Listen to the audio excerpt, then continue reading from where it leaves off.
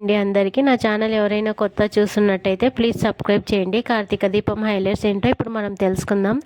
గుడిలో పూజకు రానని దీప తేల్చి చెప్పడంతో కాంచన బాధపడుతుంది.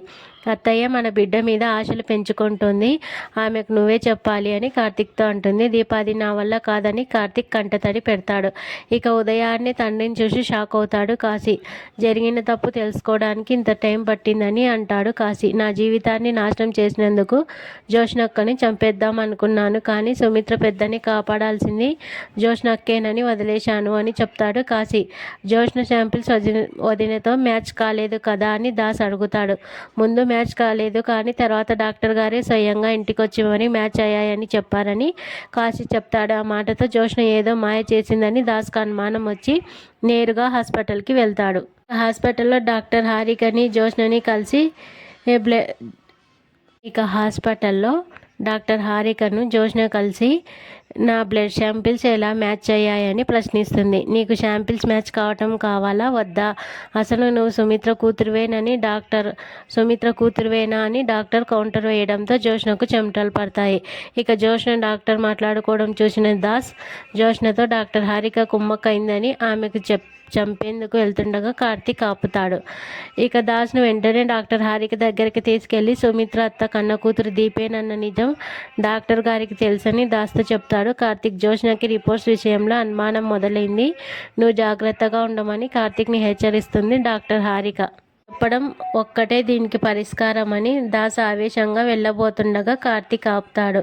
దీపని జోష్న చంపాలనుకుందని ఇలాగే వదిలేద్దామా అని దాస్ చెప్పడంతో కార్తీక్ రగిలిపోతాడు. హడావిడిగా ఇంటికొచ్చిన జోష్న డాక్టర్ హారికను కలవటానికి వెళ్ళాను, ఈ విషయం ఎవరికి చెప్పొద్దని పారిజాతంతో అంటుంది.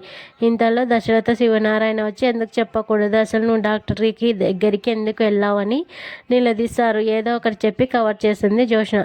ఇక శాంపిల్స్ విషయంలో ఏదో జరిగింది, జోష్న ఏదో తప్పు చేసింది అని అనుమానం రావడంతో వెంటనే డాక్టర్ను కలుస్తాడు దశరథ. నాకు జోష్న మొత్తం రిపోర్ట్స్ కావాలని అడగడంతో డాక్టర్ హారిక షాక్ అవుతుంది. నేను ఈ ప్రెజర్ తట్టుకోలేను, కార్తీక్కి చెప్పాలని అనుకుంటుంది. డాక్టర్, నీ కడుపులో బిడ్డ జాగ్రత్త, దీనికోసమే మీ అత్తయ్య కళ్ళల్లో ఒత్తులు వేసుకొని ఎదురు చూస్తుందని శ్రీధర్ చెప్పడంతో దీపక్ అన్నిటి నేను ఇలాగే వదిలేసి ఎన్నో దారుణాలు చేస్తుంది, అవసరమైతే సుమిత్ర వదినను కూడా చంపేస్తుందని కార్తీక్కు దాస్ హెచ్చరిస్తాడు. ఇంతలో డాక్టర్ హారిక ఫోన్ చేసి దశరథ గారిలో రోజుకి అనుమానం పెరిగిపోతుంది, ఇవాళ నన్ను కలిసి జోష్న రిపోర్ట్స్ అడిగాడు, ఈ ప్రెజర్ నేను తట్టుకోలేకపోతున్నానని చెప్తుంది.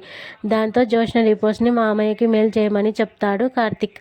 ఆ మాటలతో దాస్ కార్తీక్ షాక్ అవుతారు. నువ్వు యుద్ధానికి సిద్ధమయ్యావని అర్థమైంది, ఏదైతే అదే జరుగుతుంది, ముందడుగు వేయమని అంటాడు. దాస్ రేపు దీపతో కలిసి శివనారాయణతో మాట్లాడుతుండగా Dasharatha doctor Harika reports mail చేస్తుంది. అవి చూసిన దశరథకు జోష్న రిపోర్ట్స్ మ్యాచ్ కాలేదని అర్థమై షాక్ అవుతాడు. ఇంతలో కార్తీక్ ఫోన్ చేసి రేపు నీకు అన్ని నిజాలు చెప్తానని అంటాడు. ఇక సుమిత్రతో జోష్న మాట్లాడుతుండగా రేపు ఉదయంతో చాలా విషయాలు సమాధానాలు దొరుకుతాయని చెప్తాడు దశరథ. ఇక ఆ మాటలు విన్న జోష్నకు తనకు ఏదో ప్రమాదం పొంచి ఉందని టెన్షన్ పడుతుంది. ఉదయాన్నే దశరథను గుడిలో కలిసిన కార్తీక్ దాస్ దీప శౌర్యలపై జోష్న అటాక్ చేయించినప్పటి నుంచి రిపోర్ట్స్ మ్యాచ్ అవ్వని మొత్తం చెప్తాడు.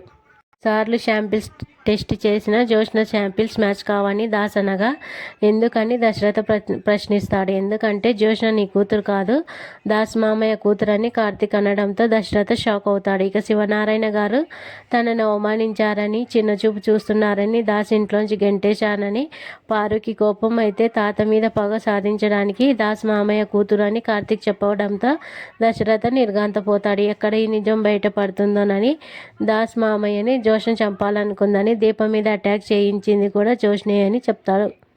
టిఫిన్ చేస్తూ కాశీకి కూడా టిఫిన్ వడ్డించమని చెప్తారు. దీంతో చూడగానే లేచి వెళ్ళిపోతుంది స్వప్న. దాంతో కూతుర్ని గట్టిగా క్లాస్ పీకుతాడు శ్రీధర్. కాశీని వెంట పెట్టుకొని ఏదో పని మీద శివనారాయణ ఇంటికి వెళ్తాడు శ్రీధర్. కాశీని చూసిన పారు జోష్నలు షాక్ అవుతారు.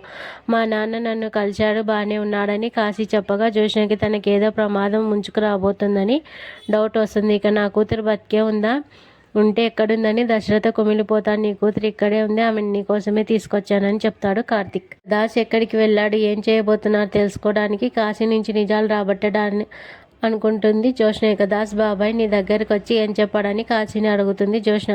మా నాన్న గురించి నీకెందుకు అని మండిపడతాడు కాశీ. ఇన్ని రోజులు బాబాయ్ కనిపించలేదు కదా, అందుకే అడిగానని అంటుంది జ్యోత్స్న. నన్ను కలిసి బావ దగ్గరికి వెళ్తానని చెప్పాడు అంటాడు కాశీ. ఆ మాటతో జ్యోత్స్న షాక్ అవుతుంది. ఇక నా కూతురు ఎక్కడుందని దశరథ్ అడగ్గా దీపే నీ కన్న కూతురు అని చెప్తాడు కార్తీక్. ఈ విషయం దీపక్ తెలుసని అంటాడు. దీపని గుండెలకు హత్తుకొని కంటతడి పెడతాడు దశరథ. ఇక దీప శౌర్యల మీద అటాక్ చేయించింది జ్యోత్స్న అని, మీరు కూడా ప్రమాదంలో ఉన్నారని, మిమ్మల్ని కాపాడదామని అనుకున్నామని చెప్తాడు కార్తీక్. ఇక దీపక్ ఆపరేషన్ కోసం నా దగ్గర డబ్బులు లేకపోవడంతో దానిని ఆసరాగా తీసుకున్న జ్యోత్స్న అగ్రిమెంట్ మీద సంతకం చేయించుకుంది. ఆ తర్వాత మీ ఇంట్లోనే పనివాళ్ళుగా చేరి మిమ్మల్ని కాపాడుకుంటున్నామని అంటాడు కార్తీక్. ఇక బావని కలవకుండా దాస్ని మధ్యలోనే చంపేయాలని అనుకొని కోపంగా వెళ్తున్న జ్యోత్స్నను ఆపుతుంది పారిజాతం. మనవరాలిని అవునో కాదో తర్వాత సంగతి, ముందు దాస్ని ఆపాలని పారితో గొడవ పడుతుంది జ్యోత్స్న. ఇక దాస్ దశరథలు కనిపించడం లేదు, దీప కార్తీక్లు ఇంకా డ్యూటీకి రాలేదు, ఏం జరుగుతోందో అని జ్యోత్స్న చెప్పడంతో వెంటనే కాంచనకు ఫోన్ చేసి దీప కార్తీక్ల గురించి అడుగుతుంది పారు.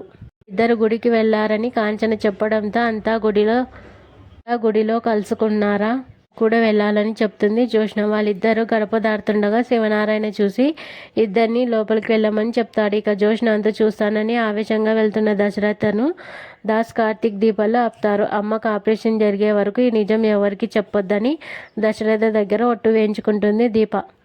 ఇక దాస్ మామయ్య నీ కోసం ఎంతో తపన పడ్డాడని కార్తీక్ చెప్పడంతో దాస్ని క్షమిస్తాడు దశరథ.